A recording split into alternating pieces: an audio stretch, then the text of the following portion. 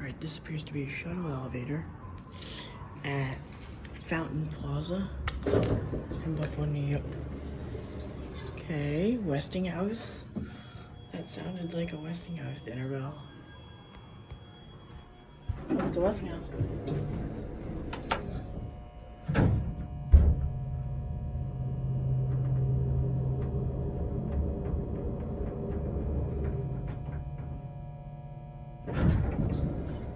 Mezzanine one.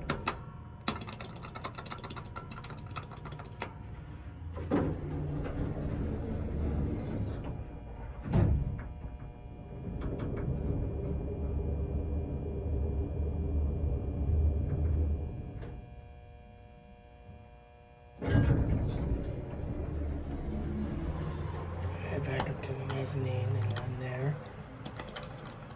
A nice Westinghouse here.